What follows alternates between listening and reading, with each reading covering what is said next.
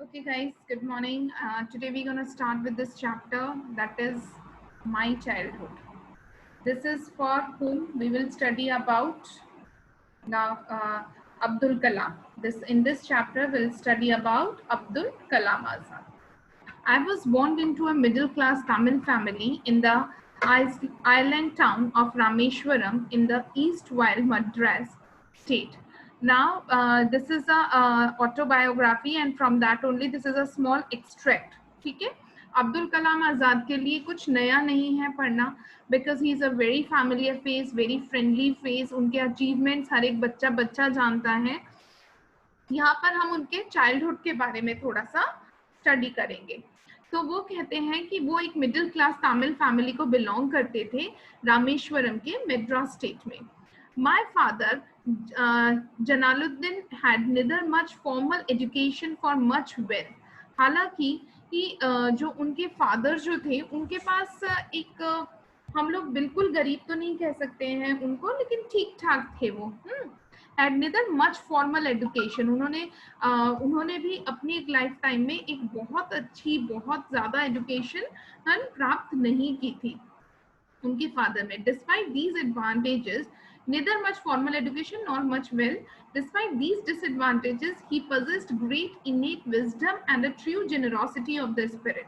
लेकिन अब वो कहते हैं हालांकि जो उनके फादर थे वो एजुकेशनल वाइज वो नहीं कहते कि वो बहुत ज़्यादा एजुकेटेड थे, या वो ये भी नहीं कहते कि उनके पास बहुत ज़्यादा पैसा था, लेकिन ऑन द कॉन्ट्ररी वो ये ज़रूर कहते हैं कि उनके जो फादर थे वो बहुत ही ज़्यादा अपने जेनरोसिटी यानी कि उनके अंदर बहुत ज़्यादा काइंडनेस थी, वो बहुत ही ग्रेट थे क्योंकि उनके अंदर काइंडनेस और बहुत हम्बल थी. ठीक है, वो ये कहते हैं अपने फादर के लिए. Now coming to the next, he had an ideal helpmate in my mother Ashiamma. अब जैसे वो थे उनकी वाइफ यानी कि अब्दुल कलाम की वाइफ भी वैसी ही अब्दुल कलाम की वाइफ ने अब्दुल कलाम की माँ भी बिल्कुल काउंटर पार्ट में थी. वो भी उतनी ही अच्छी, उतनी ही काइंड हार्टेड थी. So I do not recall the exact number of people she fed every day. उन्हें वो कहते हैं, अब्दुल कलाम कहते हैं मुझे आज तक याद नहीं है कि मैं एक पर्टिकुलर आपको नंबर बता पाऊँ कि वो कितने लोगों को खाना खिलाती थी. But I'm quite certain that far more outsiders ate with us, with all the members of our own family put together. वो कहते हैं कि अपार्ट फ्रॉम इट, वो कहते हैं कि मुझे याद ही नहीं है कि हमारे घर में कितने लोग खाना खाते थे, लेकिन इतना जरूर वो बता सकते हैं कि उनके घर में जब वो लोग खाना खाते थे तो बहुत सारे लोग बाहर के होते थे जिनके साथ वो खाना खाया करते थे. I was one of many children, a short boy with a rather undistinguished looks, born to tall and handsome parents. वो कहते हैं कि मैं बचपन से ऐसा कोई एक्स्ट्रा ऑर्डिनरी दिखने में नहीं था, जैसे बाकी बच्चे हुआ करते थे, मैं भी वैसे ही था, एक ऑर्डिनरी लुक का. We lived in our ancestral house. वो अपने पुश्तैनी घर में रहा करते थे, which was built in the middle of the 19th century, जो कि 19th century में बना गया था. It was fairly large पक्का house made of the limestone and brick. लेकिन उस वक्त भी उनका जो घर था वो पक्का हाउस था, यानी ईंट सीमेंट से बना हुआ, ना ही कि किसी फूस से बना हुआ या ड्राई हेज से बना हुआ. और उनका घर कहाँ था? On the mosque street. ये अब वो अपने घर का एड्रेस बता रहे हैं. ठीक है, on the mosque street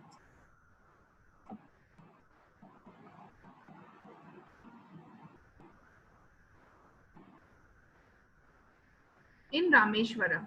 My austere मतलब simple, strict and severe. Father used to avoid, उनके फादर भी कोई एक ऐसा कोई दिखने में अजीबो गरीब नहीं थे, नॉर्मल फादर थे, ऑस्ट्राया, जो सिंपल थे, बहुत ही simple. Used to avoid all the inessential comforts and luxuries.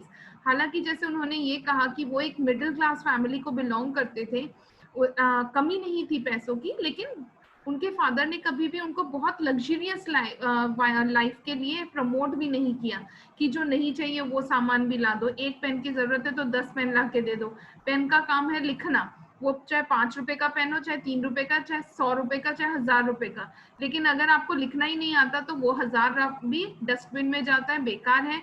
लेकिन अगर आपको लिखना आता है तो वही कंटेंट, वही चीजें आप 5 रुपए के पेन से और 3 रुपए के पेन से भी लिख सकते हो। तो ये होती है एक्स्ट्रा लग्जरियस लाइफ। तो उन्होंने कभी इस चीज को प्रमोट नहीं किया। However, all the necessities were provided for the in the terms of food. लेकिन ऐसा नहीं है कि उनके पास कोई चीज की कमी थी, है ना। जितनी जरूरत थी उतना था, चाहे वो खाना हो, मेडिसिन हो या क्लोथ हो।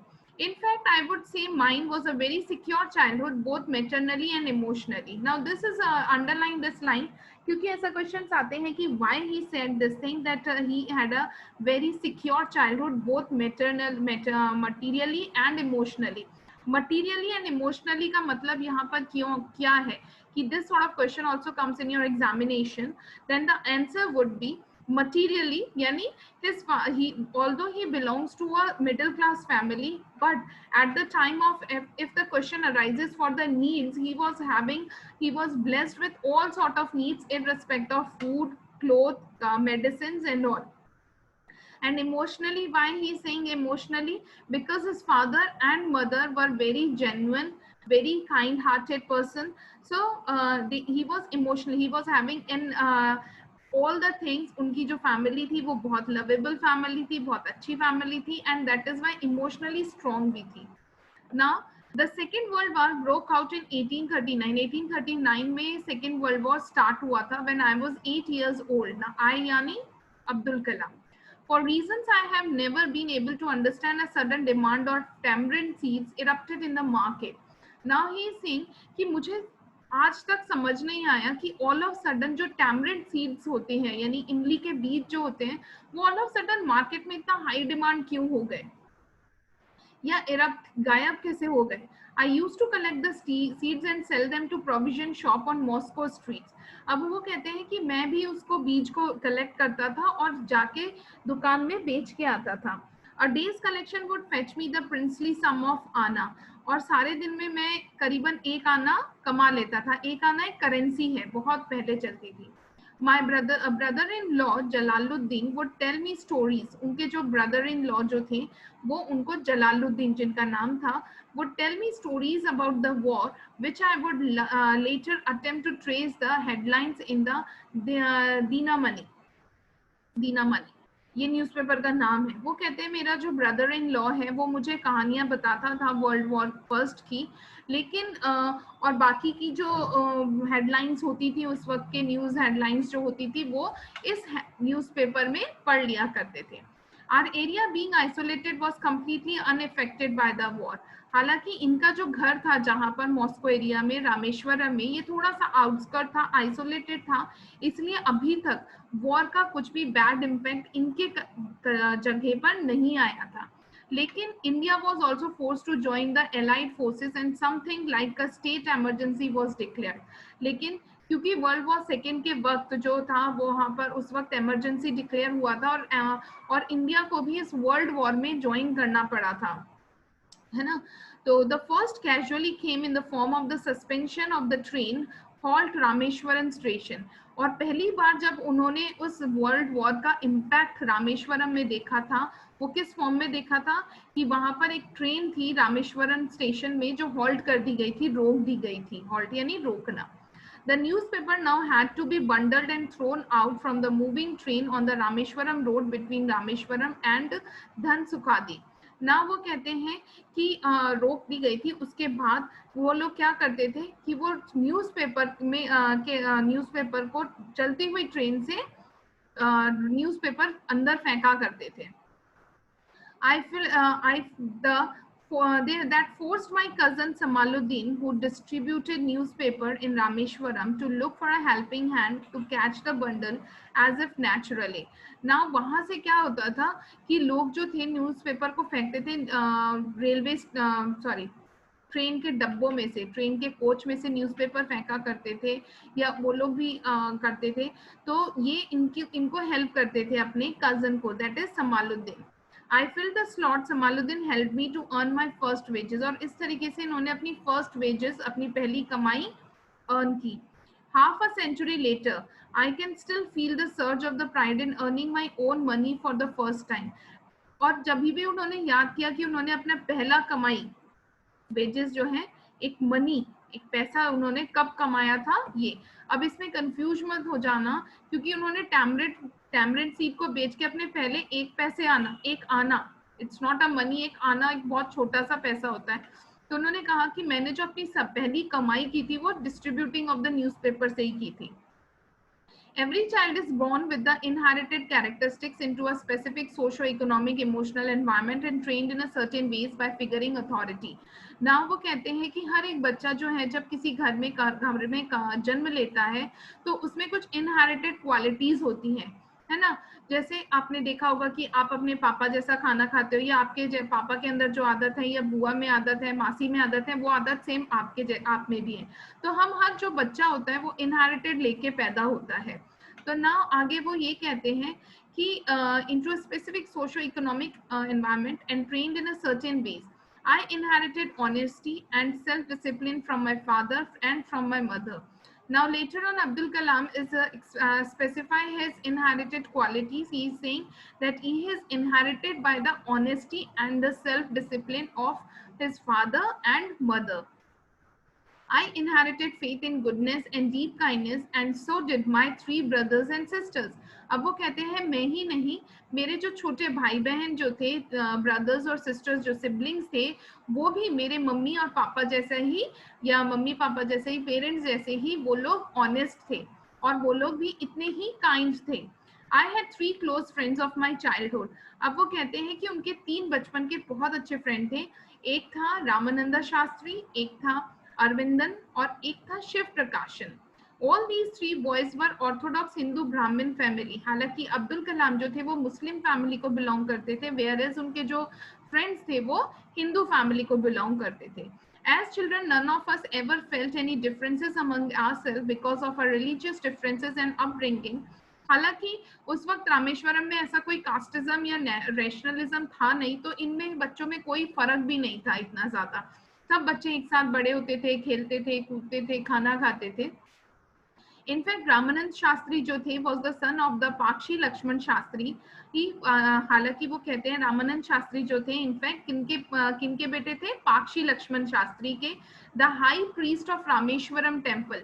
रामेश्वरम टेम्पल के जो सबसे बड़े गुरु जो हैं, या साधु महात्मा जो हैं उनके, या पुजारी जो हैं, उनके बेटे थे, पुजारी के बेटे थे। Later he took over the priesthood of Rameshwaram temple. बाद में जाके इन्होंने ही अपने फादर की गद्दी संभाली, यानी कि ये उसके बाद उन्होंने उस डेजिग्नेशन को संभाला। Aravindan went into the business. Aravindan जो था वो बिजनेस में गया, business of arranging transport for visiting pilgrims. बाद में जाके अरविंदन जो थे वो तीर्थ यात्रा का करते थे, ट्रांसपोर्ट का काम। और शिव प्रकाशन became a catering contractor बने सदर्न रेलवेज में। During the annual Sri Sita Rama Kallam ceremony, our family used to arrange boats with a special platform for carrying ideals of the Lord Rama. The temple of the marriage site situated in the middle of the pond called Ram Tirtha, which was near the house. वो कहते हैं कि हमारे अब वो ये इस चीज को इसीलिए डिफाइन कर रहे हैं कि उनका जो गांव था, या वहां पर जहां पर इनकी अपब्रिंगिंग हुई है, वहां पर कोई भी रैशनलिज्म यानी कास्ट डिस्क्रिमिनेशन नहीं था। वो कहते हैं कि जब राम और सीता का कल्याणम यानी विवाह का जो वो पहले क्या होते थे ना, रामलीला होती थी, तो रामलीला में क्या करते थे, रामलीला में the whole Ramayana was played. तो वो कहते थे particularly when the Ram Sita Kalyanam यानी मैरिज का जब सेरेमनीज होती थी, तो उस वक्त ये इनकी फैमिली बोट्स अरेंज करते थे, और ये लॉर्ड राम के जो वो थे, क्या बोलते, स्टैचू जो थे, वो लेके ये लोग घर में जाते थे। Events from the Ramayana and from the life of the prophet were the bedtime stories my mother and grandmother tell. यहाँ तक कि इन लोगों को जो स्टोरीज इनकी मम्मी जो सुनाया करती थी, चाहे ग्रैनी सुनाती थी, वो लॉर्ड रामा और उनके बचपन से की थी, या प्रॉफिट्स की थी। One day when I was in 5th standard at the Rameswaram elementary school, जब अब वो कहते हैं जब मैं 5th स्टैंडर्ड में था और मैं रामेश्वरम की एलिमेंट्री स्कूल में पढ़ता था, वहां पर एक नए टीचर आए. I used to wear a cap which marked as a Muslim. आपने देखा होगा मुस्लिम्स जो हैं वो एक तरीके की हैट पहनते हैं, है ना, when particularly when they are doing that, जब वो नमाज वगैरह पढ़ते हैं तो वो एक पर्टिकुलर एक हैट पहनते हैं. तो उससे समझ में भी आता है कहीं ना कहीं जो पर्सन है वो मुस्लिम है. तो ये भी पहना करते थे. I always sat in front row next to the Ramanand Shastri. वो हमेशा कहाँ बैठते थे? रामानंद शास्त्री के बिल्कुल पास में बैठते थे, और रामानंद शास्त्री जो है वो शुरू में बैठते थे, फ्रंट रोज में बैठते थे. ये देखो इस फोटोग्राफ में भी है ना, जैसा कैप वैसा कैप पहनते थे. The new teacher could not stomach a Hindu priest's son sitting in a with a Muslim boy. अब जो हिंदू प्रीस्ट जो टीचर जो आए थे उन्हें बिल्कुल पसंद नहीं आया क्या कि एक हिंदू प्रीस्ट का बॉय, हिंदू प्रीस्ट यानी एक पुजारी का लड़का जो है वो मुस्लिम लड़के के साथ बैठे. वो चीज उन्हें डाइजेस्ट नहीं हुई, टॉलरेट नहीं हुई. In accordance with our social ranking, as the new teacher saw it, I was asked to go and sit on the back bench. और इसीलिए उस टीचर ने क्या किया, अब्दुल कलाम को बिल्कुल पीछे की बेंच में बैठने के लिए कह दिया. I felt very sad and so did Ramanand Shastri because they were very good friends. इसीलिए उन्हें बहुत बुरा लगा because they were not even understand what exactly happened to the teacher. So they were feeling very bad. He looked utterly downcast as I shifted my seat in the last row. And somehow जो अब्दुल कलाम आजाद जो थे उन्हें कहीं ना कहीं बहुत ज्यादा aloof समझ में आ रहा था और बहुत डिप्रेस्ड हो गए थे वो इस चीज से. The image of him weeping, ऐसा लग रहा था कि जैसे वो रोने ही वाले हैं. When I shifted to the last row left a lasting impression on me. After school we went home and told our respective parents about the incident. अब जैसे ही वो घर गए तो रामानंद शास्त्री ने भी अपने पेरेंट को ये चीज बताई और एज वेल एज इन्होंने भी बताया. Lakshman Shastri summoned the teacher. Lakshman Shastri कौन थे? रामानंद शास्त्री के जो फादर थे, पुजारी, जो हेड पुजारी थे, उन्होंने उस टीचर को बुलाया. एंड इन आर प्रेजेंस यानी अब्दुल कलाम और उनके पेरेंट्स के प्रेजेंस में told the teacher that he should not spread the poison of social inequality and communal intolerance in the minds of the innocent children. उन्होंने साफ साफ कहा कि इस गांव में यहाँ पर इन छोटे बच्चों में आप कम्युनल इंटॉलरेंस को बढ़ावा ना दें, इनके दिमाग को गंदा ना करें. He bluntly asked the teacher to either apologize or quit the school from the island. उन्होंने साफ कह दिया कि या तो वो माफी मांगेंगे इनसे, अब्दुल कलाम से, और या फिर स्कूल की नौकरी छोड़ के यहाँ से हमेशा के लिए चले जाएंगे.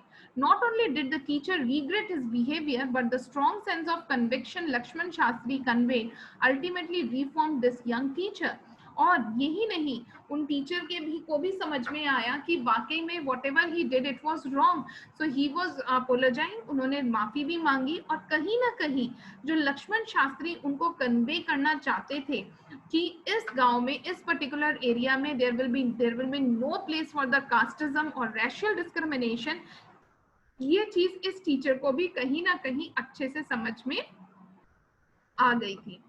Now on the whole small society of Rameshwaram was very rigid in the terms of segregation of the different social groups. Rameswaram जो गांव था ये बहुत स्ट्रिक्ट था किसमें, कि किसी भी लोगों को किसी भी कीमत पे हम नहीं छोड़ेंगे, सेग्रीगेशन वहां पर नहीं होगा. However, my science teacher Subramaniam Iyer, through an orthodox family with a very conservative wife, was a rebel. हालांकि अब वो आगे कहते हैं कि उनके भी एक टीचर थे, एक साइंस टीचर भी थे जिनका नाम था सुब्रमण्या अय्यर. वो एक ब्राह्मण फैमिली को बिलोंग करते थे और उनकी वाइफ जो थी वो बहुत कंजर्वेटिव वाइफ थी. कंजर्वेटिव थिंकिंग का मतलब होता है बहुत लिमिटेड सोच, वो ज्यादा अपने एक्सप्लोर नहीं कर सकते, वो ज्यादा चीजों को अच्छा ब्रॉड नहीं सोच सकते हैं, किसी भी चीज को बहुत छोटी सोच.